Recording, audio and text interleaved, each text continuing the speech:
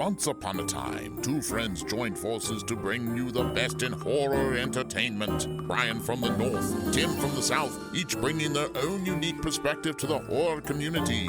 Movie reviews, Blu-ray releases, beer pairings, games, and more. Welcome to your new home for horror. This is Civil Gore. Hey there, everybody. Welcome to episode 284 of the Civil Gore Podcast. I'm your host, Tim. And this is Brian. And we have a special preview episode today. It's going to be a little shorter than our normal previews, where we usually do a whole thing where we do like video games, books, all that stuff. We're just going to stick to movies and TV shows this year, I think, just because a lot of times with the books, like, I don't know how much interest there is, and it tends to be like really slog the episode down, I think, with all the other little things. Yeah, I think we get fatigued just reading descriptions and stuff. So I think movies and TV shows are what everybody's really the most interested in. So. Yeah, and we talk about, as those big games or big books come out, we tend to talk about it anyway when it comes up. So we figured it would probably be a benefit to just kind of save that for when things actually are about to release. I guess, and we're not really going to have a first chop tonight either, because we decided we're going to just go do strictly just the preview episode here this week, because a lot of the stuff in the first chop might have been covered by this anyway. I mean, really, the only thing, and if you've been following social media, you see we convinced him to do the the 366 challenge. I couldn't be left out. I had to jump in, and I'm still way behind, and I decided I am going to allow rewatches. It's not an official rule that every movie has to be new to you. No, that's like a self-imposed rule by like some of the hardcores, like Jeff Whitmire. I'm doing that only because there's so many that I wanted to see, and I want to like really push myself to see stuff that's been on my list, rather than just rewatch stuff that I've seen. And also, it's like I feel like we at least one of us, Tim or I, should like take on that mantle since we do that to everybody in the horror challenge every year. So yeah, I made the decision only because I started late, so I was already like 2 weeks behind, and then also with all the movies I'm rewatching with Anna, like the Friday the 13th, and after that we're going to do Nightmare on Elm Street. I was like, that's a lot of movies I'm missing out on if I don't count rewatches. Yeah, you're almost. It's kind of like she's like that the old Freebird rule in wrestling. You hear about that rule? It's like, remind me. So it's like, how like they have the tag team titles in the WWF and WWE, and what the Freebird rule is that there were at least 3 members of the Fabulous Freebirds. So any 2 at any given time could wrestle and still win and maintain the championship. So like New Day, I think, did that, like for current wrestling things. So Tim's kind of doing that. So technically, at some level, it's like he deserves to do that because he is kind of showing it through someone else's eyes as new, which is his daughter. It is my first year doing it, so next year I can shoot for all new movies. But, right. I mean, granted, the bulk of them will be new to me because I'm going through the master list. If you go on Letterboxd, somebody made a list of every movie featured or even mentioned in any of the In Search of Darkness documentaries. And so it's like, I mean, it's literally like 300 plus 80s movies I haven't seen yet. So I'm just drawing from that list. Now, granted, some of them are a little harder to find than others, but I mean, that's plenty of, ammo to if you're looking for a movie and don't know what to watch. I mean, there's a list of 300 some movies I haven't seen yet. Yeah. So I'm kind of going by that. So I got plenty to watch. Plus, with the horror challenge, that's 31 movies right there that you haven't seen, and then there's stuff we get screener wise, and so it's all gonna you'll probably end up doing more first time watches than you think in the end. And I thought even at the end of the year, if I go over somehow, then I could, I may end up doing it. I may end up finishing the challenge legitimately if I subtract the rewatches. Who knows? If I go over. Yeah, you never know. And I'm lucky because one weekend I'm literally just going to sit there and binge because I've never seen the Blackwell Ghost series, and there's 7 of those right now with an 8th coming up. So Julie actually watched the first one thinking it was a real documentary once because she's like, "Did you see this?" And I kind of looked over and I'm like, "What is it called?" She's like, "It's called the Blackwell Ghost." I forgot how she ended up finding it. I'm like, "Oh, that's like a it's not a real documentary," but I'm wanting to see that. So, but I didn't really watch it then. So I just kind of know about it, bunch of stuff through Jeff Whitmire, but I've never actually watched it. So I have like 7 right there, which is gonna make a nice weekend one day. I'm just gonna sit there. Yeah. I watched the Blackwell Ghost. I didn't think it was a real documentary, but I watched it a long time ago. Well, not a long time ago, maybe a couple of years ago, and I liked it, but I didn't realize there was like 7 of them or whatever it is. So when Jeff Whitmire talked about it, I was like, "Whoa! I didn't realize that this was a whole franchise." So that's when I went back and rewatched everything. But you're gonna love them, Brian. I can't wait for you to watch. Oh yeah, no, I know. I'm sure. I just I figured I'd want to do like just that. It'll be a fun like binge one weekend to do because they're short from what I understand, right? Yeah, they're not very long. They're I think each one's an hour, maybe a little over an hour at times. So yeah, you'll get through them all in no time. Yes.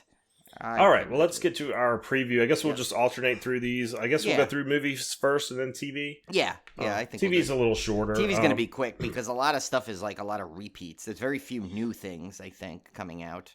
Yeah, but some exciting. The stuff that is new is very exciting. Yes, of course. All right, my Ghosterdamus is hoping for it.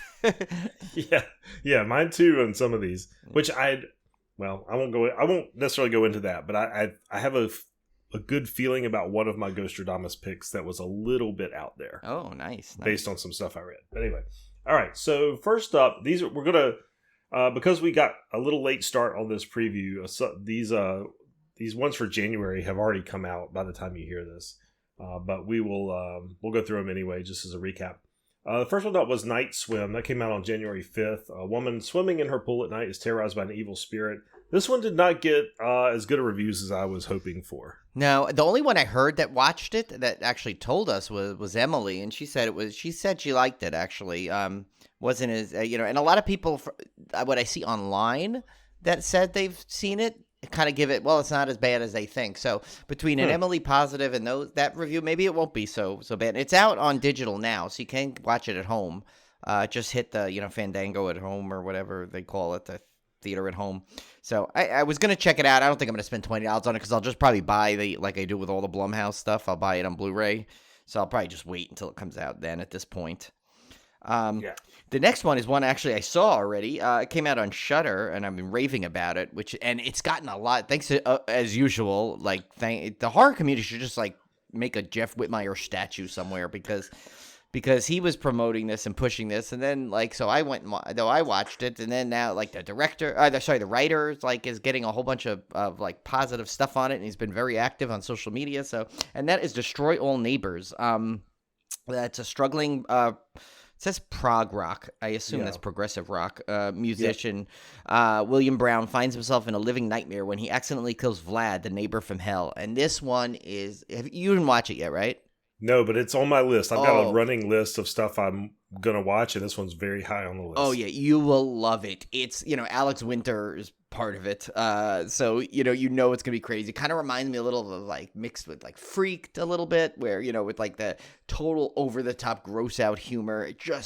It's plain so much silliness, but also a lot of gore in it, and it's just but it has some heart in it at the same time. So it's just it really was what a start to get that for this year, and I absolutely loved it. It was one of the first ones I watched for the challenge early on, and it was great. So I definitely highly recommend that one. Next up is I Saw the TV Glow. Follows two teenagers who bond over their shared love of a scary television show, but the show gets mysteriously canceled. I don't know much about this one. I haven't seen the trailer for this one. But. Yeah, I don't. I want to say I saw the name of it, and I saw a still maybe in Fangoria or something, or Bloody Disgusting maybe posted it, but that's all. Yeah, I don't really know much about it either, but it sounds kind of cool. Yeah, that was supposed to have come out on the 18th. I don't know if it got delayed or if it's out there somewhere and we just don't know about it. Yeah, where are these dates I have here are loose dates, obviously, with everything. Because remember, a lot of these things, I'm getting these dates from IMDb and various sources, and that might have been an older article when, before the strike was, and so we don't know if these things are going to be accurate. Some we know are, but some aren't. So don't hold us to these. The ones further out are probably more right. Actually more accurate than the ones right now. Like some of the obvious ones. Yeah. Next one is Your Monster. It says, after her life falls apart, a soft-spoken actress, Laura Franco, finds her voice again when she meets a terrifying yet weirdly charming monster living in her closet. A romantic comedy horror film about falling in love with your inner rage. That seems kind of fun. That seems fun, yeah. Yeah. There seems to be a trend of like imaginary friend movies. Yeah. Have you noticed that? Well, and Destroy All Not Neighbor horror. kind of has a little bit of that kind of element in it when you see. I don't want to say why, but you'll see when you watch it. But kind of has that kind of vibe too, also. So. Yep. Next up is In a Violent Nature. This horror movie tracks a ravenous zombie creature as it makes its way through a secluded forest, and that was scheduled for the 22nd. Yeah, I just saw something on this I think right before we recorded. I think I might have sent it in our group text. No, you know what? That's right. It was my phone was acting glitchy. It wouldn't you know how sometimes it just won't share a tweet for some reason. Yeah. It was doing that, and I got frustrated. That's right. So I don't think I ever sent it. But it was like they were saying it like it could be like I don't know. Based on this description, I don't know how they got this, but they said something about how it could be like a Jason Voorhees type. Like creature. I mean, it says ravenous zombie creature. I mean, that by this point in the timeline, that's what Jason is. So Pretty much, yeah. this one is really high on my list, actually, and I know a lot of like even non like full horror fans are into this one, and this is again, it feels like it's another theme this year between the what was that other one, The Poor Things, right? Yeah. And this is Lisa Frankenstein. It says a coming of rage love story about a teenager and her crush who happens to be a corpse.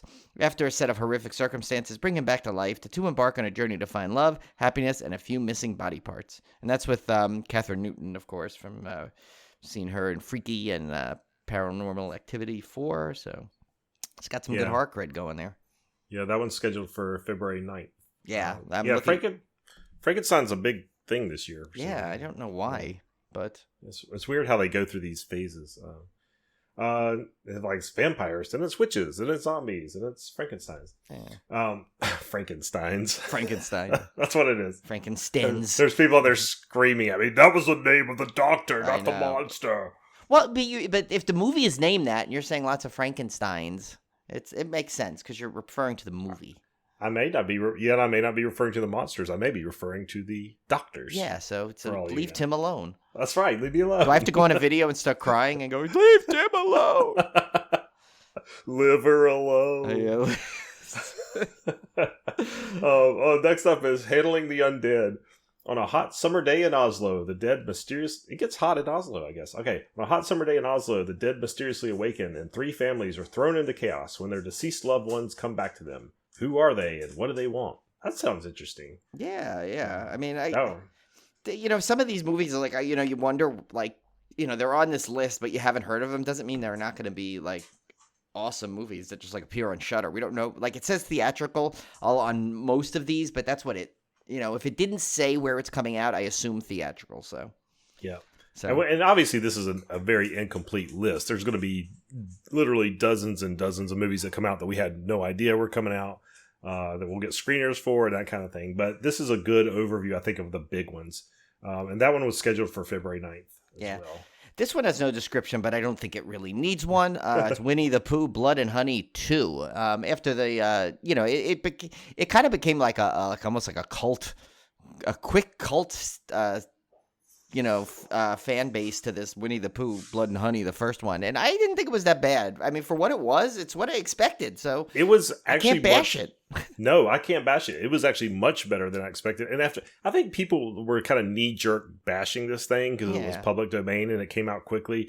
But in reality, if you're a horror fan, this thing has some great kills in it. Yeah. Great gore. It's got a cool story. Like the whole story around how this happens to the Winnie the Pooh characters is really cool. And the acting's good. Yeah. Like, it doesn't feel cheap. Like, I mean, everything you would think that this movie would be, it actually is much, much better than you would expect. Yeah, and the point you made about the story background, which is one thing I did not expect at all in this.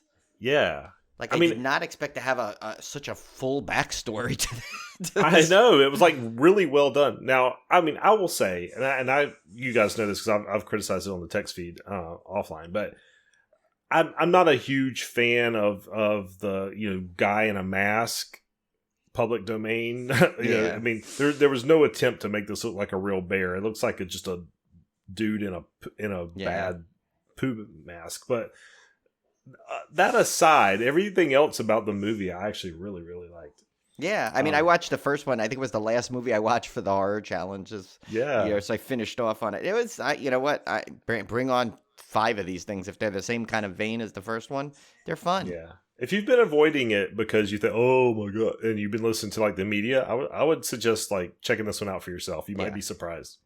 Agreed. Next up, this was speaking to my imaginary friend theme. Oh, right, going yeah. on.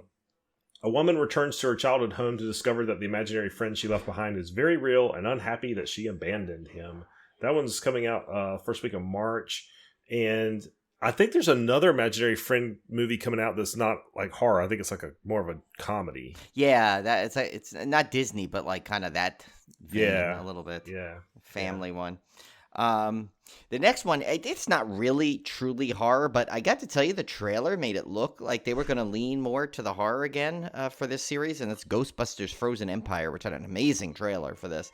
It said, when the discovery of an ancient artifact unleashes an evil force, Ghostbusters, new and old, must join forces to protect their home and save the world from a second ice age. And this one looks like they're bringing more of the original Ghostbusters that they have back. Oh man, I'm so excited for this one, and I will tell you, and Brian knows this, I was not a big fan of Ghostbusters Afterlife. I just wasn't. I thought I was really disappointed. I like the fan service. I didn't have any problem with the fan service. I like the story. I was really disappointed that they had Paul Rudd in it and that the movie was almost devoid of humor. I just didn't think it was funny. I didn't like the idea of a Ghostbusters movie that just basically removed all the comedy and made it more of an action adventure. But I will say, after having now accepted that and moved on with my life, when I saw this one, I was super excited because if they're going to lean into the action adventure, I love the idea of them going for some like crazy ideas that remind me of like the old Ghostbusters cartoon. Yeah. Where they did just some crazy, wacky stuff. And this to me feels like some of the ideas that Dan Aykroyd originally had for the Ghostbusters, where they would go down to hell and they would go in different dimensions. I mean, he had some really far out there ideas. And while this isn't quite that out there, it's still out there compared to other Ghostbusters movies. Right. But I mean, and I like that it's back in New York, and stuff like that. And it looks like they got Bill Murray. I mean, Bill Murray's back. Dan Aykroyd's back. I mean, it looks like they got the whole crew back together somehow for this. I guess because of the success of the last one. I don't know. I'm like super excited for it. I mean, I know he's retired, but I'm still praying for somehow a Rick Moranis cameo at least. Oh, I hope that's like a big surprise in this movie, that they end up just like keeping that under wraps and then he just appears, like suddenly, and like even if it's an after credit tease scene or something like that. So yeah, it's so funny for me to have been so lukewarm. I didn't hate Ghostbusters Afterlife by any means. The only one I actually hated was the Melissa McCarthy one, but and no, it's not because of whatever. But Tim is sexist. He just prefers the original cast. That's it. Yeah, well, I couldn't stand the director of that one. Like I loved all those women that are in that. Yeah, it was definitely not a sexist thing because I think every woman was hilarious. It was great. Yeah, I love them. I love their comedy. I had nothing against the cast at all, but I did not like the idea that he was going to come in and basically, and he said as much in some interviews, Paul Feig, that he really didn't care about. He didn't really care about the franchise. He was making his own thing. Yeah, and I think that's an IP that was very special to people, was very nostalgic to people, and then to just kind of shit on it like that, I was not happy with. Yeah, and especially when like a third Ghostbusters movie, had been like desired forever, from people, and then you come back with that, and it just seemed so. Yeah, it just seemed like that it had no respect.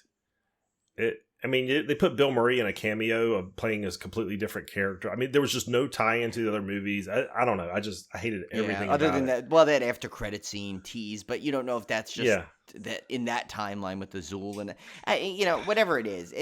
You know what? I had no problem with it if like if they took that and they were in another like they were in California or something, and that's where it was like the California Ghostbusters, something like that. But at least like Yeah. pay homage to the original and don't like you said, for lack of a better word, shit on it. Yeah, so, That's I the mean, scientific term. yeah, I'm that's using. a scientific term for what happened. That's the red Tim Yeah, term. shit Sorry, on it. I went a little red Tim there for a second. Yeah. Okay, so this next one I'm also very excited about because I think this is a franchise that you could do some cool things with. This is the first Omen. A young American woman is sent to Rome to begin a life of service to the church, but encounters a darkness that causes her to question her faith and uncovers a terrifying conspiracy that hopes to bring about the birth of evil incarnate. This one is scheduled for April 5th. It is obviously a prequel to The Omen, which I think is brilliant because, I mean, after Omen 3, I don't know how you really, like, it just doesn't seem to fit like in the modern world. But if you go back and do a prequel, I think your canvas is wide open. Oh, and remember that TV version, the fourth one that we watched? Yeah. Yeah, that was horrible. Yeah. So I just feel like this is cool. Like you could go back. You could. I don't know when this is going to take place. I'm assuming it's going to take place before, The Omen, before the 70s. So I'm really curious to see how this one plays out. I think they could do a lot with it. Now it may turn out to be awful. I don't know. But I think the potential's there. I'd love to see an Omens movie set like instead of going to another country, set in the U.S., but like in the 50s when it's like with like people walking around with leather jackets and they're all just sock hopping and everything, and then all of a sudden like the devil comes out. Like try that's something kind of like that. That's kind of a time period that's not very mined for horror opportunities because around that time it was all the B pictures and the sci-fi and the everything was Cold War and nuclear based, so it was all giant monsters and that kind of thing. But it'd be interesting to explore that time period from an angle that wasn't like giant monsters, that was more some other, like you said, like some other kind of crazy horror, realistic horror. And I'm gonna give Tubi its next movie that they're gonna show on there, because I guarantee you, and this is what we call it. We're calling it Sock Chop, about a killer that goes in and slices up people at the local sock hop. I like it. I like it. I'm giving that one out for free. I don't care. Next one, we don't have any description on it, but I think it's pretty self-explanatory, and it's Godzilla X Kong: The New Empire, which of course I love these films. Tim and I are big fans of Godzilla and Kong, so it'll be great. I think it looks like there's a whole bunch of like mini Kongs in it, like smaller Kongs, and then the giant. I mean, I just hope they don't like saturate it too much with like trying to like just do crazy stuff down underneath in that other world or whatever. I don't. But we'll see. I think I'm hoping that the success of Godzilla -1 has like kind of rekindled the giant monster thing to the point where they're not going to cheese it up. I really hope that they've understood that people can handle an intelligent Godzilla movie or an intelligent Kong movie. I'm hoping that's the case. We'll see. But I'm definitely looking forward to that. I even love Peter Jackson's King Kong. I didn't have a problem with that movie at all. I loved it. So I even had that on HD DVD, if you can believe that. Oh my god! that doomed format. I actually have a copy of that. I probably still have it somewhere.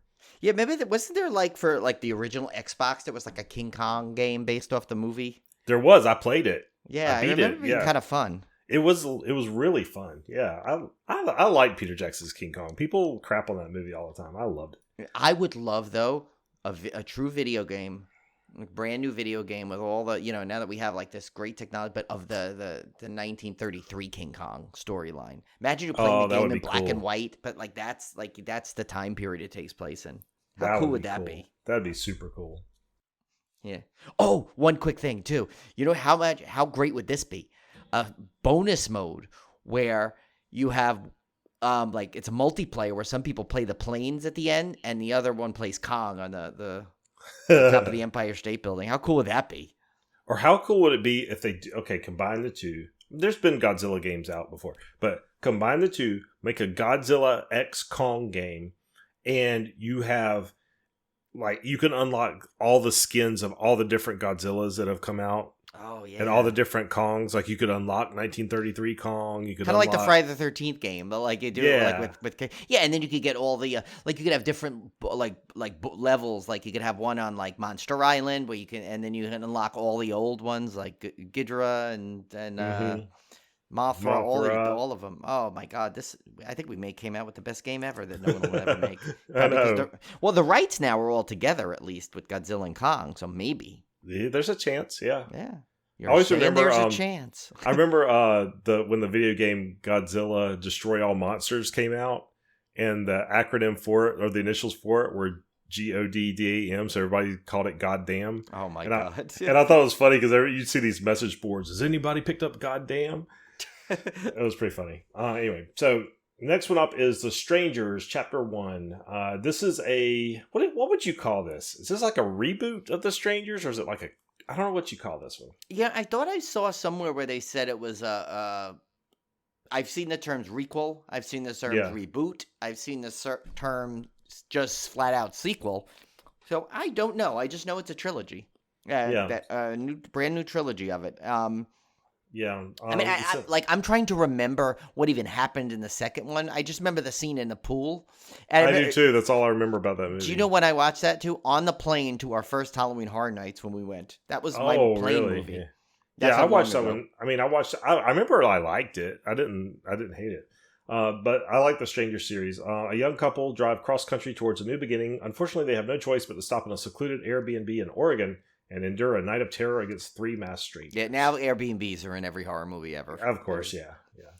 But well, what can I say? I mean, I guess it's no different than like rental properties before. It's just now it's got the name. That one's scheduled for May 17th. Oh, right. Yep. Then coming out on 6/7, it's The Watchers. I swear to God, how many? There's so many titles with either Watcher, The Watchers, I know. Watchers. I mean. This one follows Mina, a 28-year-old artist, as she gets stranded in an extensive immaculate forest in Western Ireland. After finding shelter, she becomes trapped alongside three strangers stalked by mysterious creatures each night. Actually, that sounds really cool. That does sound really cool. I don't think I read the description of it. Now that I see that sounds actually really awesome.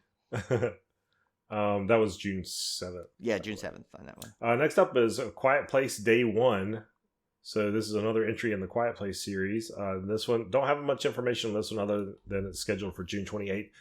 I will say, okay, so this is my experience with the Quiet Place series. So we saw A Quiet Place in the theater, and it was the most aggravating / nerve-wracking experience because it was so quiet, and you felt like every time you ate a piece of popcorn, you were disturbing the whole theater, and everybody was trying to be as quiet as they could, and like, did you hear like a little bag rustling?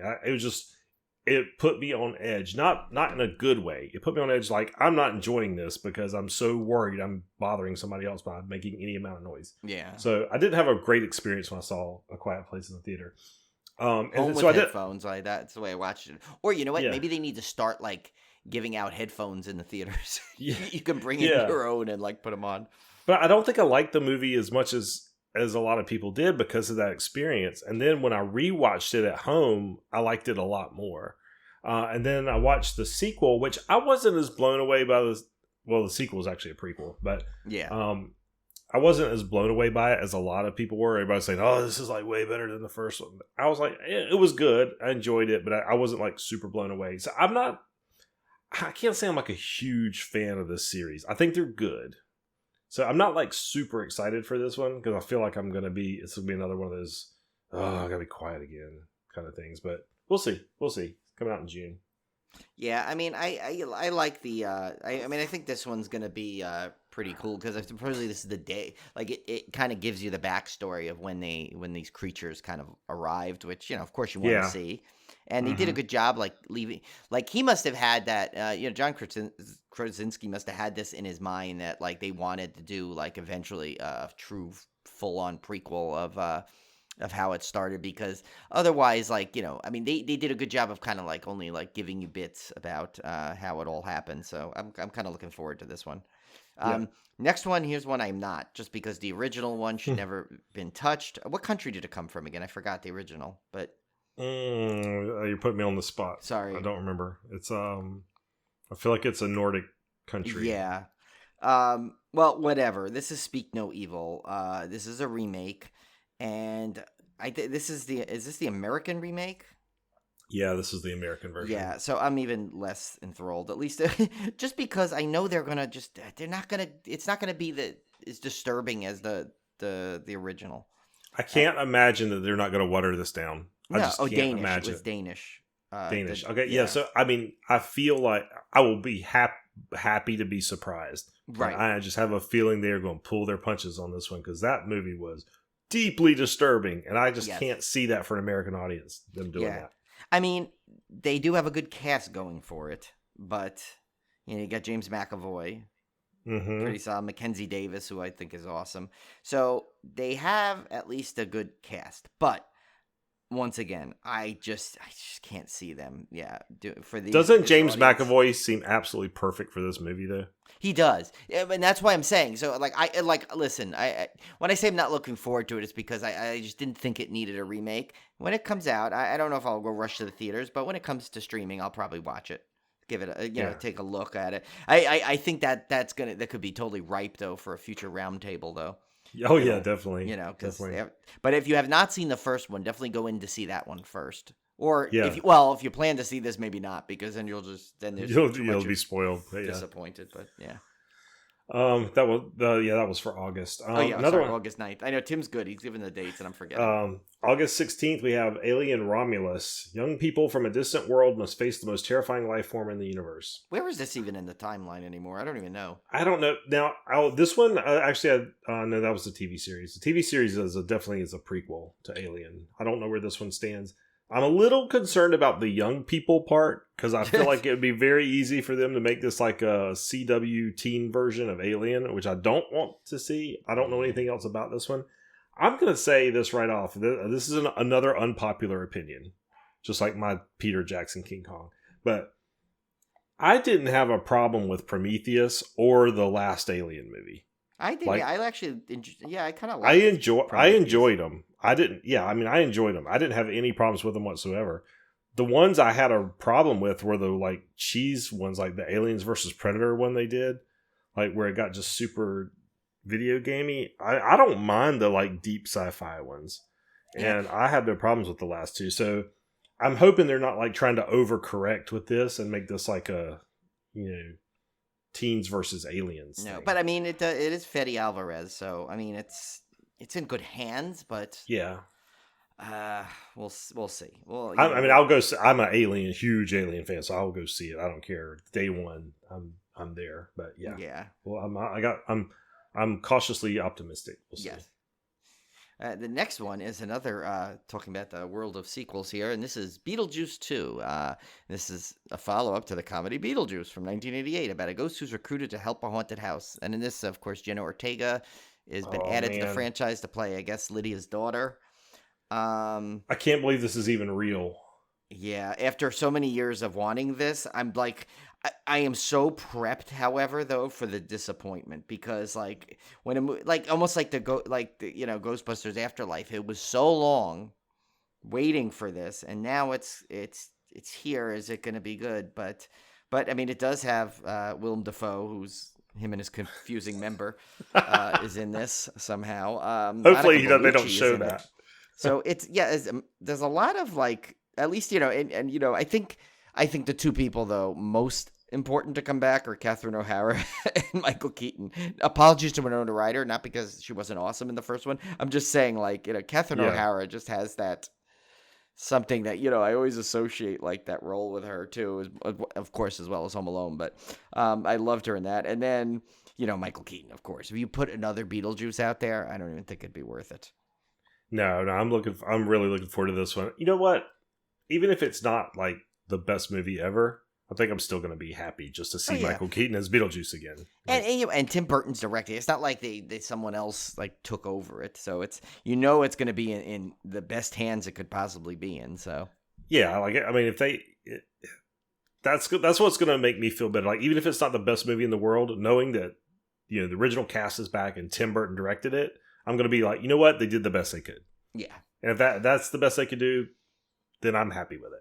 Next one up is Cuckoo. A 17-year-old girl is forced to move with her family to a resort where things are not what they seem. From September 26th is when this was coming out. I don't know much about this one. Cuckoo. Don't know what to think about that title. I'm kind of over teen girl forced to move with her family to a haunted location. Yeah, movies. you could pretty much already write this movie sitting here, but I mean, but let's maybe hope this we're one will totally be different. surprised. Yeah, maybe this one will be different, but there's a lot of those around there. Yeah, and they that angsty girl that gets all mad because and then she becomes Why did we have to move? Friends. Yeah, but you know, and she gets picked on by the mean girl, but then the jock likes her because she's we've seen that a million times. In fact, 3 times in an Amityville movie. So yeah, I read a book recently that was called The Exorcist. I think it's called The Exorcist House, and I don't even remember who wrote it.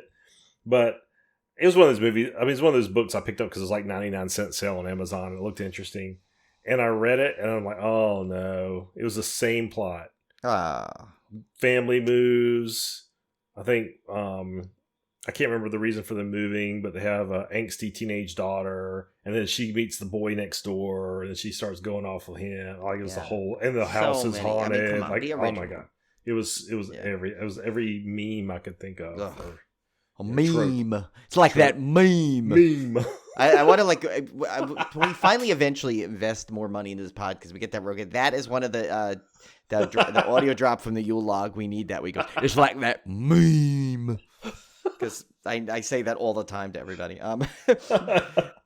Next one, I could have sworn this thing has been on the release list for like 5 years, and that's the remake of The Crow. It's a modern reimagining of the beloved character, The Crow, based on the original graphic novel by James O'Barr. They don't even know if it's theatrical or not. It just said, but it does come out September 26th, supposedly. But like I said, hasn't this been on the list for years already? Yeah, and this, The Crow, of course, that was the tragic death of Brandon Lee. Right. It happened in Wilmington, so that's been like a tarnish on the Wilmington film industry for decades now. That's all been a horrible thing. But I feel like people have been scared to touch this property ever since that happened. But I'm kind of glad that they're trying to bring it back and do something with it because it is a cool story. Yeah, I'm hoping it's pretty good. Next up is another one I'm now looking forward to. 2 years ago, I probably would have said, I don't care. I don't want to see this. Saw 11. We talked about Saw 10 on last episode, so if you heard my glowing review on that one, you'll know why I'm looking forward to this one. Of course, the 11th installment of the Saw film series, and this was a direct sequel to Saw 10, so we're going to see some more prequel-ish John Kramer, because Saw 10 took place between Saw 1 and Saw 2. Yeah, so this will be like Saw, if that was like, Saw 10 was really Saw 1.5, this is like Saw 1 and 3/4, I guess. Exactly. Just break it up in the first whole sequence into fourth. The next one this one seems interesting. It's Crawlers. It says, in the year 2030, a zombie pandemic of biblical proportions decimates the United States population. American survivors rush to Mexico to El Santuario del Sur, the southern sanctuary, a rocky plateau believed to be zombie-free. I mean, the plot sounds cool, but again, I know we said we're tired of zombies, but I'm going to give this one a chance for some reason. I don't know why. I just got a decent feeling about this one. And that comes out, October 10th. Yeah, a zombie pandemic of biblical proportions. Like, compared to, like, a zombie pandemic of non-biblical I know. proportions? It's a wipeout, but I don't know. I have a weird feeling about this one. I don't know. Maybe it's because of the title. Maybe it's, like, not like just regular walking zombies, but one that just keep crawling on the floor or something. So the creature. The next one, again, I'm full of unpopular opinions tonight. I wasn't a fan of Smile. I don't know. I just thought it was derivative. I thought it follows ripoff. Yeah, it definitely had. Yeah, when we spoke about it, we kind of hit all those points. Yeah, and I'm kind of over the smiling being scary thing. I think it's like really overused now. So we have Smile 2 coming out. It should have been called Smile 2 Frown. Yeah, I don't know. Just flip it. I'm not looking forward to this one because I don't think smiling's scary. I'm sorry, I don't. No, not anymore. Here's one I know this is on me and Tim's list big time, and that's The Wolfman. It's about a man and his family who have been scared to death by a deadly predator. Terrible description for that, but still. Yeah. I'm definitely looking forward to this one, and that comes out October 25th. And we have to put in our obligatory defense of the Benicio del Toro Wolfman. Yes, because Tim and I, we will stand on that we will die on that hill. We will die on that hill because I thought that was and we haven't done it yet, which is what's great. We might need to force and do that this year. Yeah, let's do that. We should have.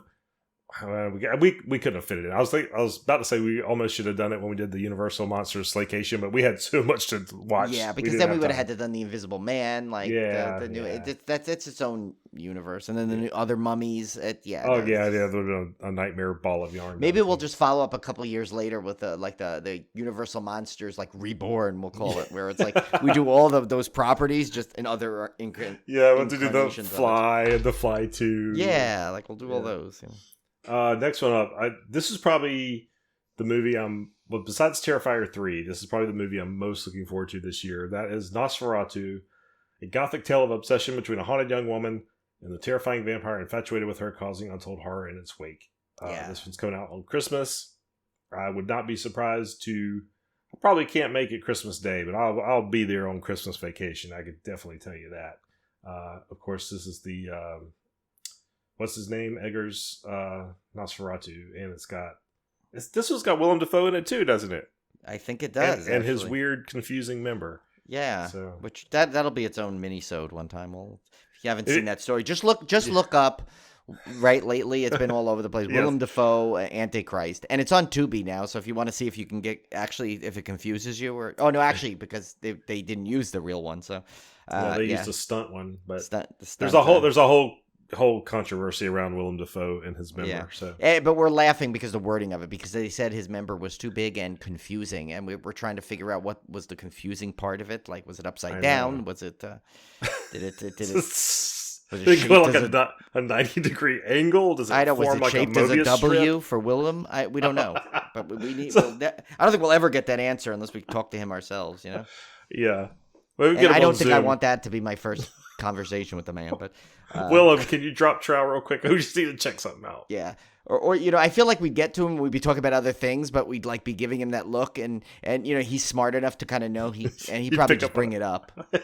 Bring it out, bring it out in the middle of our conversation. Yeah, well, and that was when Willem Dafoe said he'd never come on our podcast. Okay, next one, of course, could possibly be one of the biggest releases of the year, and I was part of me, as much as I'm excited, also there's that intrepidation I have with it, because at first I heard, he's gonna go bigger and better. I'm like, what is this gonna be, 3.5 hours? But I read today. A lot of good things. It was Chris Jericho was interviewed.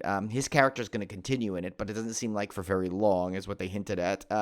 But they said, Damien Leone said he's going to go over the top more, but he's going to go back to the more darker tone of the first one, which is what I like. Okay, that more darker, and it's going to be shorter. He says it's not going to be the 2.5 hour epic the other one was.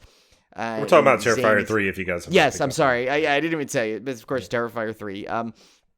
And so I'm hoping that because I like the more smaller environment of the first one, which I've said many a time. So this will be cool. But the official description, it comes out on also 10/25. It's Art the Clown is set to unleash chaos on the unsuspecting residents of Miles County as they peacefully drift off to sleep on Christmas Eve. So if you remember the first two Terrifiers take place on Halloween.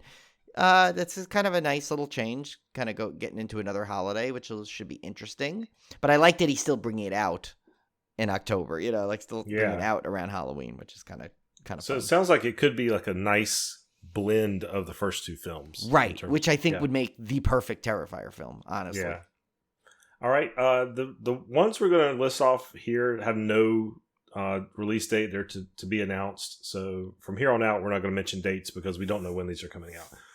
First one up is They Listen. I don't know anything about this one. I don't have a description. It's just called They Listen. Yeah, there was nothing there. Next one, same thing pretty much, is Witchboard, which is just a reimagining of the 1986 horror classic, which should be interesting. With all the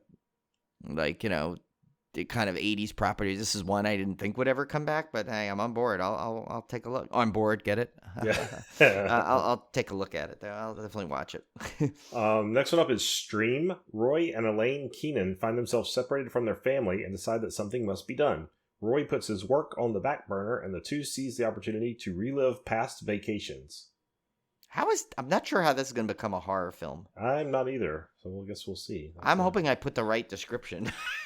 Now that I'm thinking, we find out it stars Paul Rudd and Kevin Hart or something. No, I have know. no idea. You know what? But yeah, because what I did is when I got the list from somewhere, but I looked up the. Oh no! Wait, is this the one I think it is? Yes, I'm sorry. No, this is definitely the horror one. This is the one with Jeffrey Combs and Danielle Harris and Dee Wallace. Oh, okay. So, cool. and Tony Todd's in it. Oh, there you go. Oh, Michael Levy. That's right. I'm sorry. This is the Michael Levy, the one that was in Terrifier. This is his directorial debut. And we met him at the first New Jersey Horror Con, if you remember. Yeah. He was coming by. Oh, my God. Dave Sheridan, Felissa Rose, Terry Kaiser, David Howard Thornton. This is like a horror con Mark in a Holton? movie. Mark Holton is in it. Oh, my God. Francis. Damien Maffei. Oh, my God. Yeah, no, this is totally on board. If with we this ever one. have Now a I horror remember con this with one. Mark Holton, I will go. I don't care what. So just so we could talk about Fruit, please. Yes, I know. We could just go, fruit, please. Just see what he says. Yeah.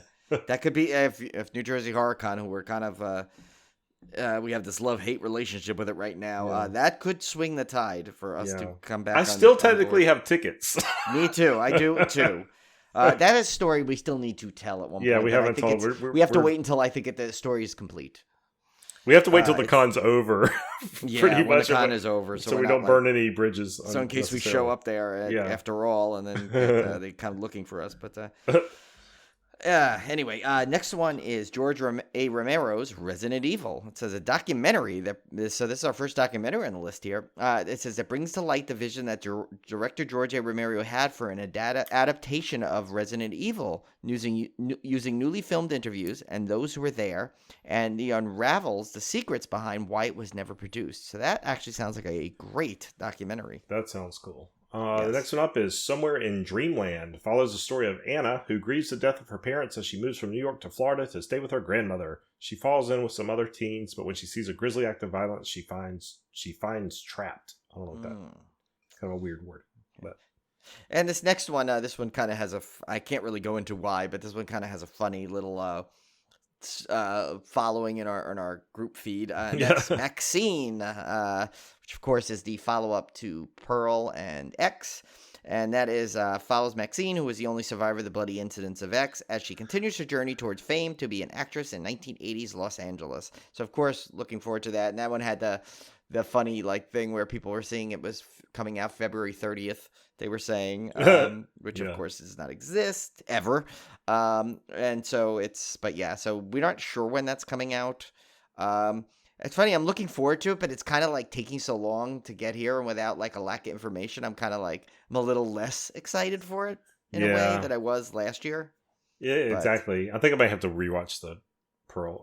Maybe if I rewatch them both, I'll get into it. I mean, Pearl was still incredible, and Mia Goth is the best. And of course, now this movie has the latest controversy to it with supposedly Mia Goth just kicks some random person in the head, and they're suing. I read this poor movie already, but I know. The next one up again, I'm looking forward to because I've been a fan of almost all of the recent Stephen King re-adaptations, except for Firestarter, which was horrible. Well, and you weren't crazy about the Pet Sematary sequel, technically. But well, I liked.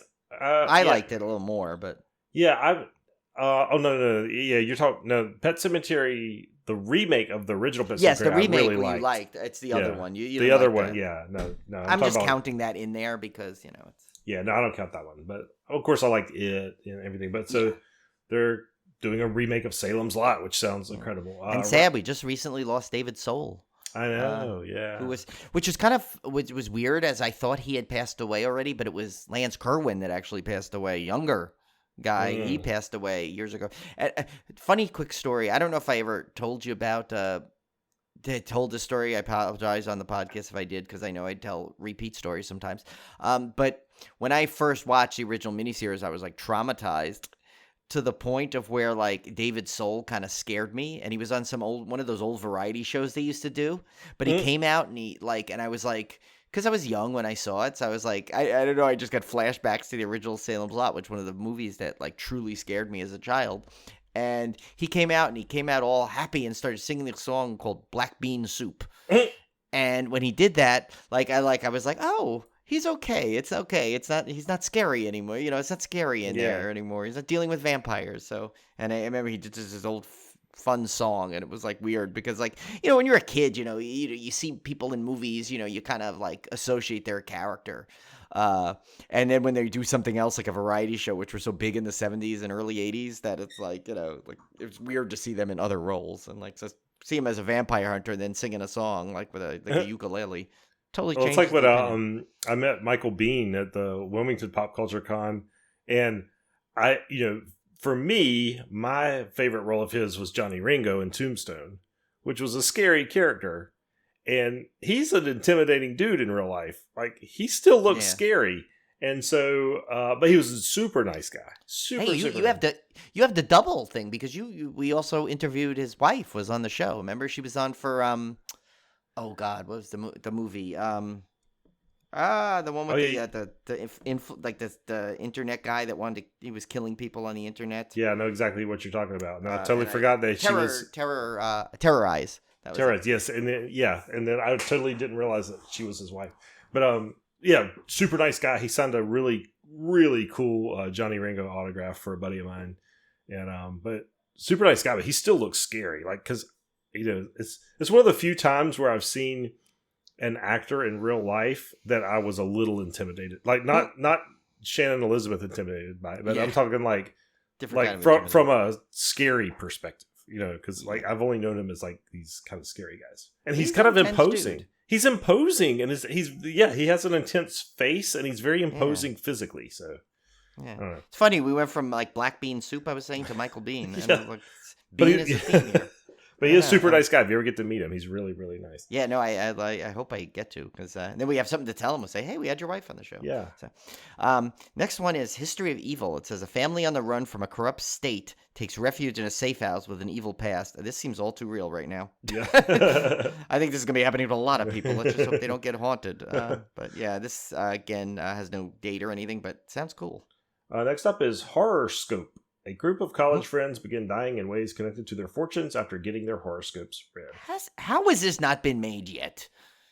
How has this not been a movie already? It sounds very much. Must have been. It's very Final Destination-ish, right? But yeah, but I mean, I feel like that title was done before. Well, I'm reading a book series now. It came out in the late '80s, early '90s. Actually, he wrote them all the way into the 2000s. Called Necroscope. They're by Brian Lumley. You've probably heard of him. You've probably at least seen the cover. But I'm enjoying this series so much, Brian, because it's about this main character that is basically can talk to the dead.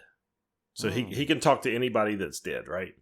But there's also vampires involved. So now you have a guy that can talk to the dead, vampires, ghosts, ESP. There's like Russian agents that have ESP that are like at war with each other. I mean, so it's so off the wall bonkers, and it's so entertaining. I just finished book 2. I can't wait for book 3. I had read the first one many, many years ago when I was younger, and I decided to pick them back up, and I'm glad I did because the second one was even better than the first one. And I'm just shocked that has never been made into a movie or a mini series or anything, because it's everything you want: vampires, ESP, ghosts, people talking to the dead, reincarnation, flamethrowers, everything. This club has everything. That does sound like something that should come out. Maybe it is in the works. I don't know. That thing where there's a vampire living under your castle and you take a flamethrower and you fry it. It's got that. So anyway. He's actually someone I'd love to have on the show, Bill Hader. I think he'd be fun. I couldn't handle that. And we could have him. We have a connection because he was in it, so we can. I don't know if I could handle Bill Hader. I am such a huge Bill Hader fan. Me too. I am not a hater. No, and plus, remember he would do Vincent Price. Like, I mean, there's a lot of horror connection to him. Like, we should be able to get him in there. Like, maybe that'll be like, remember, like Coaster Radio did.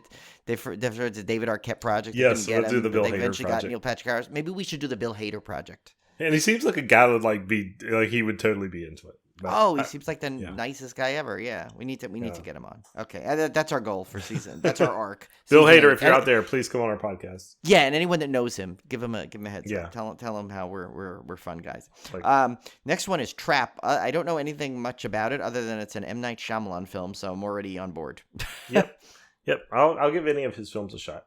Yep. Borderlands, a feature film based on the popular video game set on the abandoned fictional planet of Pandora, where people search for a mysterious relic. How many Pandoras are there? Jeez. Yeah, that's kind of weird. I've played Borderlands. It's not a horror game, but I guess it's I don't know. I guess it's kind of maybe there's mutants in it. Yeah, see, Technically. I own the game. Borderlands 3, I think, is what I own, but I don't think I've seen it. So, Yeah. So I don't know. We'll see. I didn't know the planet was called Pandora. That's kind of a ripoff, isn't it? yeah, that is kind of weird. Next one is Caddo Lake. This I don't know why. This just sounds like a Jeff Whitmire movie. Just the name. It of does. Caddo Yeah. Lake, right? You could see him already. You could see him publicizing it on Twitter. Yeah, like I don't know why it's have that vibe, but it says when an 8-year-old girl disappears on Caddo Lake, a series of past deaths and disappearances begin to link together, altering a broken family's history. Especially if it's found footage or something. That's like totally him. Now this next one kind of went viral with a teaser. Oh my god! Teaser trailer that looked really good. This is Long Legs. FBI agent Lee Harker is assigned to an unsolved serial killer case that takes unexpected turns, revealing evidence of the occult. Harker discovers a personal connection to the killer and must stop him before he strikes again. And this is the Nick Cage vehicle, isn't it? Yeah, and I'm sure the Harker name is not accidental, like Jonathan Harker from Dracula. Yeah, there's a lot of little things they're trying to like tease with this one. But I like that they're keeping it like really, really like confusing. Yeah, because it's about time you get something like that. Like I remember like the same thing with how Cloverfield was like promoted. How you didn't even know what it was. Like the first trailer didn't even have a title to it. Yeah, so I like that. Like I like those kind of like mystery box like promotions to films. I hate the ones where it's like a 4-minute trailer, the first one you see, and it's like, okay, well, nah, because then it messes with your head going in, thinking what you're gonna see, and then people get mad, and it ends up backfiring. So yeah, so hope for this. Anyway, this one I feel like is another one that got delayed for a while, and it's Shelby Oaks. It says a woman's desperate search for her long-lost sister falls into obsession upon realizing the imaginary demon from their childhood may have been real. That sounds familiar to this plot point. Yeah, the imaginary thing again. I know.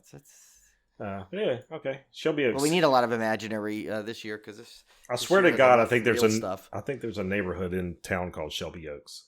I think there really is. You should go visit him. Yeah, see if you can find see if there's any demons in there. Yeah. Okay, well, let's look at the TV stuff coming out, and then I don't have release dates for these, but they're coming out sometime this year. First up is American Horror Story Delicate Part 2. I'm not a fan of this season. As you know, I'm an Emma Roberts apologist. Yes.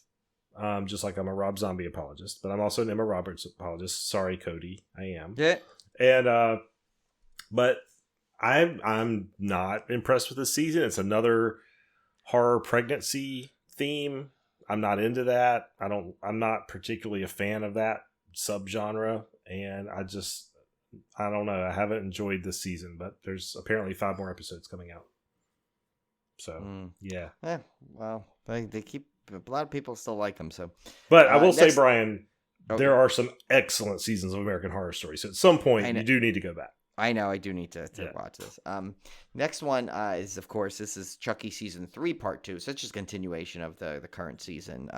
Which I haven't caught up on yet. Yeah. Yeah, you know what we should almost do? We should almost do like a sequence where we like just review the whole series, like kind of do a whole like. Yeah, it's worth. I mean, if you're like that's like a good Patreon thing. Like if we like kind of what Kim and Ket do. If we get the Patreon thing going, those will be like maybe the bonus type episodes we do. Like okay, we're gonna do Chucky's or Ash versus Evil Dead, or like those kind of things, because that'll give us plenty of content to last for a while. Yeah. Next one up, I'm really looking forward to Interview with the Vampire season 2. I thought this show was absolutely brilliant. So as you know, Interview with the Vampire, the movie came out with Tom Cruise and Brad Pitt, and I liked it okay. And nostalgia plays some part, because I really, looking back, I even kind of like it just from the nostalgia of the whole Kirsten Dunst's little girl vampire. The whole thing, even though I thought the casting was terrible, I kind of look back on it fondly. But Interview with the Vampire, the television series. Did you watch this one, Brian? No, I haven't yet. I need this to, one. I thought they did the most brilliant thing because not only did they kind of escape away from all the cheesiness of the movie, but they cast and now I'm like drawing a blank on the vampire's name. Great, Tim. But they cast him as an African American man, and it added so much to the show in terms of how they could parallel racism and vampirism at the it was so fascinating. I absolutely loved it. I thought it added such a cool layer to the whole story. It was a brilliant piece of casting because the lead actor, and I can't recall his name right now. I'm sorry, but he was fantastic. Jacob Anderson. He was in Game of Thrones. He was outstanding. And the name was Louis Dupont du Lac. Yes, I guess, and then it's Lestat du Lioncourt. Yeah, but I mean everything, and like Lestat's cast. Oh, I didn't know Eric Bogosian's in this. Oh, cool. Lestat is so well cast in this one, much better than Tom Cruise was in the movie. He's he's literally almost like he stepped out of the page of what I had in my mind as Lestat when I read the books. Nice. So I can't recommend this series highly enough. I'm so looking forward to season 2. I thought it was absolutely some of the best television I watched last year, bar none. So cool. Go check that one out. Check that out. Yeah. This one a lot of people are looking forward to as well. We are. Welcome to Derry, season 1. I want to say that comes out towards the end of the year, right? I think so. I'm hoping we don't get I enjoyed Castle Rock. I'm hoping we don't get I'm hoping this one manages to keep up the pace. I mean, Castle Rock got canceled after 2 seasons. Yeah. I'd love to see this one last longer, but we'll see what happens. I think it's ripe for some really cool stuff though. Right. Yeah. Next one up is, of course, another one I'm looking forward to. Another season of television I thought was some of the best I saw last year. The Last of Us season 2. I still need to watch the last 2 episodes. I forgot because when I was really binging them through, we moved, and then I kind of forgot to go back to watch the last 2. So I'll have to watch. I'm probably gonna just rewatch everything again because it's so good anyway. It's so good. Yeah. Here's one for Tim. It's Alien season 1. I'm actually looking forward to this more than the new movie, honestly. But this one, like I said, is a prequel to the first Alien, so I'm in for anything Alien. So this is day one. No. And this is no like question. this has all the same characters, right? At least. I'm not sure. I don't know much about it other than it's a prequel. I haven't read up on it or anything. I've just been kind of it's got Timothy Olyphant in it, which I'll watch him in anything. So. Yeah, he's another one I love. But I'm trying to think. Yeah, no, I don't see any. I'm looking at character names. I don't see anything that says like Ripley. I see someone named Toodles. I think it takes place like several years before Alien. Oh, like a long yeah. So. It'd be cool if one of the episodes just has a little kid like Ripley walking around. That'd be kind of fun. Next one is the Conjuring TV show spinoff. I don't know much about this one other than it's on Max, but I mean, there's a lot you could do with that. I mean, the Conjuring's a pretty big universe. You could do a lot with that. So yeah. And then this one goes without saying. We were excited about Crystal Lake season 1. Yes. I'm just I'm wondering how they're going to do it because I think I hope people are not under the impression that it's literally going to just be Jason hacking through every every single I mean, because episode. My understanding is this is like Jason adjacent, right? Adjacent, right? I think it's more about the actual effect of him in the town is what I kind of surmise, which is still better than the old anthology series, which had nothing to do with anything Friday the 13th. But right, and Adrienne King is in it. She plays Alice Hardy supposedly, so. There is obviously going to be a direct tie to the movie, so at least we have that. I don't know if it's did they we just know it's kind of like a prequel, right? Yeah, I honestly I haven't read up on a lot of these, just because I'm trying to keep them surprising. But yeah, who knows? I don't know. Yeah. Oh, either way, I'm really looking forward to it because I actually kind of would. I kind of like when they do like little side stories like that, and the fact that the streaming, and the streaming services now, this is where they shine, in my opinion, where you can take a franchise. You can do side stories and the effect of the main series like in like a smaller scale. That's why it's working so well with Star Wars. Because you can do things like that, like with the Mandalorian and the cartoons, like with the Bad Batch and like all these things. You can kind of get these little side stories that aren't going to translate as well onto a big screen in terms of a theatrical movie. And I don't have to have fan service for every single thing that comes out. Like, I don't have to have Jason in every episode of Crystal Lake. Like, now, don't get me wrong. Like, the Child's Play series is fantastic. I love that Chucky's in every episode. Don't get me wrong. But I mean, But that's a little different. Like, what else are you gonna do with? You can't have, like, with Child's Play, it's kind of, if it's not Chucky, then what the heck are you watching? Yeah, but like, he is the whole thing. The whole idea of like exploring Crystal Lake, the town, and everything. That to me is interesting enough on its own. Like, and that's what I'm saying. See, it's like Child's Play, like it takes place in there's no central location really in the movies and in the series. Like, it goes all over the place, and so it like Chucky is the focus. With but with Crystal Lake, it's like in most of the episodes it takes place in Crystal Lake, and you always at least I do. I'm always kind of wondering. I'm like like how is how do people just live in that town knowing every year, like, all these people keep getting slaughtered? Yeah. Like, I want to know what they're thinking. Exactly. And I don't want it to be like some guy looking for artifacts every time, And, well, that's fine if it's a show and you don't call it Friday the 13th. Yeah. Next one is another one. Imagine we get these two in the same year. Oh my I gosh. can't imagine it the case. But like then we literally have like three of the biggest franchises with TV shows. But this one there's an untitled Halloween TV show. Now this one I have a feeling is not going to be Michael Myers either. I think it's going to kind of go to the anthology, what they originally thought the films were going to do. That's my opinion. Which I'm still fine with. I think I'm still because that's a little different. It's a little different. I mean, I understand. Okay, Michael. But like Michael Myers, how is it not Halloween? Well, they've done one without Michael Myers in it, and now it's become like this cult favorite of all. But because it came out as a theatrical movie, so people expected it was going to be more Michael Myers. Now that you have if it's on TV and it's a streaming service, you like I just said, you can now do an anthology series, and it could be Michael adjacent, where you never know. Like maybe a character will pop up, in an early version of themselves. You could do a ton of this without it actually Michael Myers even being mentioned. And I think it could still be cool. Okay, Brian, are you sitting down? I am, because I'm about to say something good about Halloween Ends. I can't imagine what this is going to be. This is to make up.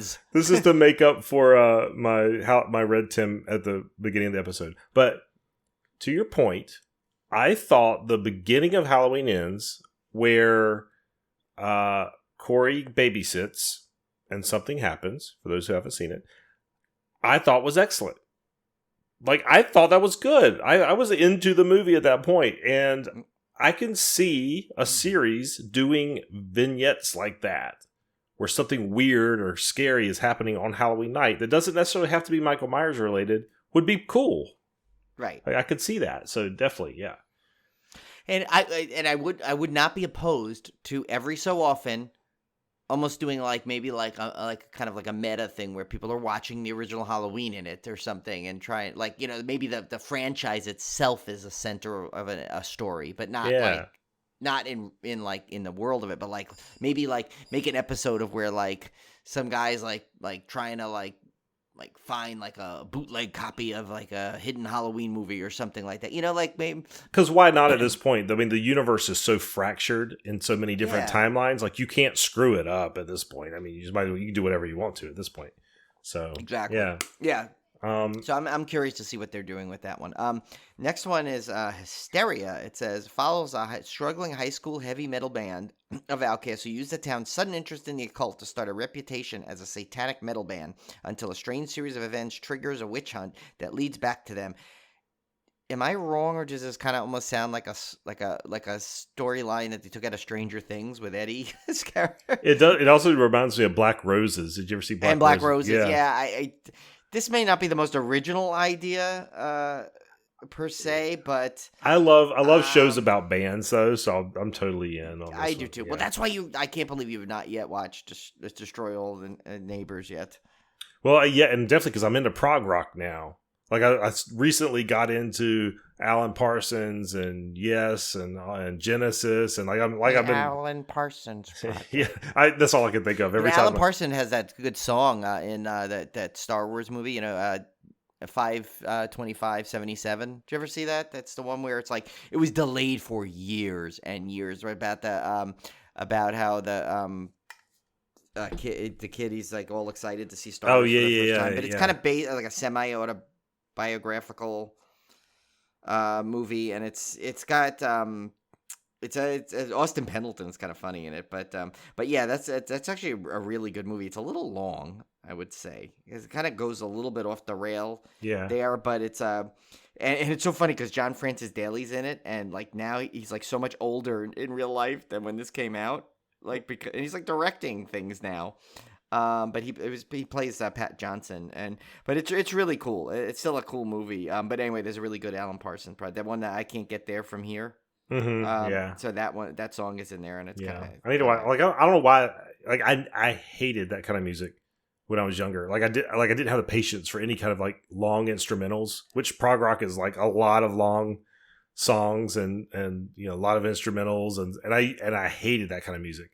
And for some reason, like here recently with collecting records and going back and revisiting a lot of the stuff, like I've like grown to like absolutely love it. Like it's one of my favorite things now. So it's kind of weird how your tastes change as you get older. But yeah, I'm totally into that. So I can't wait to watch that one. I'm in for this. It's a band movie. Like if you've had non-horror, but go watch Daisy Jones and the Six on Amazon Prime. Really good, so good. So good. Especially for me because it's loosely based on Fleetwood Mac. So, and the band has that very Laurel Canyon sound to it. The songs are actually really well done. They're really good. They actually, what's funny is that one. So, in the show, Daisy Jones and the Six is a fictional band. It's based off a book, and they have a record label. And there's a scene where they go out to do the photo shoot for their album. And they come up with this. So you hear the whole story. You see the whole story of the album and everything during the show. Well, when they released the LP of the show's soundtrack, they made it look like the original 70s album that they recorded in the show. So it's the same photo shoot is the photo shoot on the album that was in the series that you saw them shooting the photo for. And the label and everything is the fictional record label. Like the whole thing is made to look like an authentic record from that fictional universe. I thought it was really cool. But anyway, I digress. I love movies about shows about bands and movies about bands. Next up, we have another. Speaking of Anne Rice, Mayfair Witches season 2. I was surprised. I didn't know there was a Mayfair Witches season 1. Actually, I had no clue. Is this the one with like the Dario? I don't know. I don't know anything about it. I just know the Mayfair Witches was an Anne Rice series, and I never read those. I only read the vampire books. So I need to go check this one out.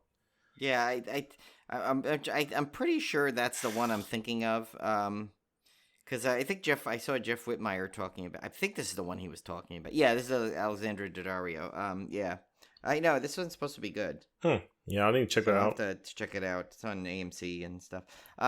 Next one is Parasite, and it says The Grey, Season 1. It says group of humans wage war against the rising evil of unidentified parasitic life forms that live off a human host and thrive to grow their power. It's like Body Snatchers, like sounds like it. Yeah, a little part 8. I don't know.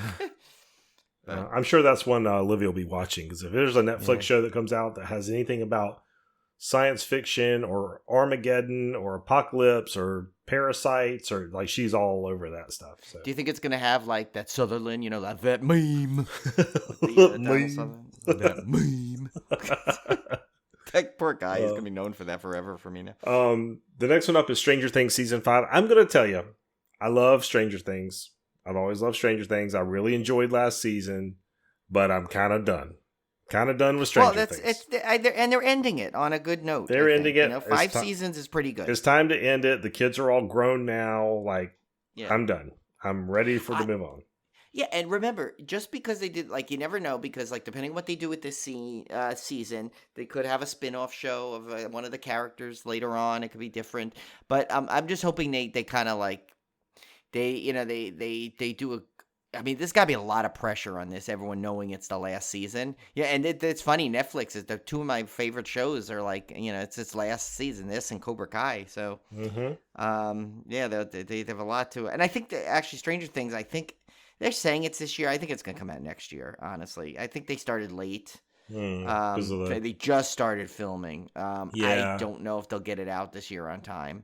And they tend to like to have it in like different spots. They like to either do it in the summer or in the fall. It's definitely not gonna be ready in the fall. I don't think they take a lot of time in the series unless they do like what they did where they split the season.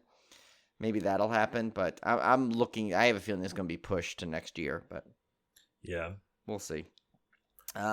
Finally, we have The Wicker Man season 1. So I don't know what that's all about. But I mean, I know what The Wicker Man is, but I didn't know that was a series coming out.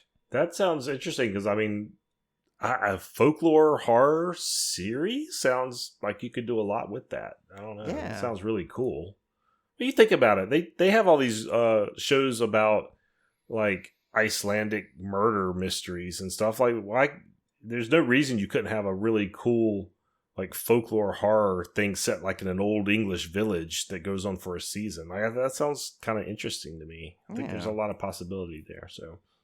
But anyway, that's our preview for next year with movies and TV. Of course, there's obviously going to be a lot more coming out that are surprises. Some of these may get pushed.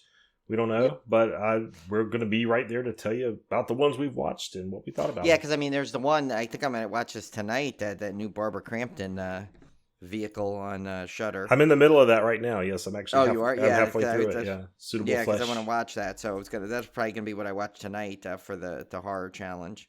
Yeah. There's also a couple of other like new things that kind of popped up on here that Shudder gets every so often. Suitable Flesh. That's the name of it. I was trying to remember for a second. So yeah, and that's got a great cast. Look at that. It's got Barbara Crampton, Heather Graham. So yeah. Yeah. So. So that was our 2024 preview. Let us know. Drop us a line. Let us know what you guys are looking forward to if we missed something. And we'll talk about it on the show. And we look. Yeah, and granted, this was from the list that I got. A lot of stuff could they're like Shudder always seems to come up with them, and we get all these screeners for a ton of things that we've never seen on the list before. So yeah. So there's a good chance there'll be a lot more than what we just told you. So all right, guys. So we'll see you back here next week. Take care. See ya.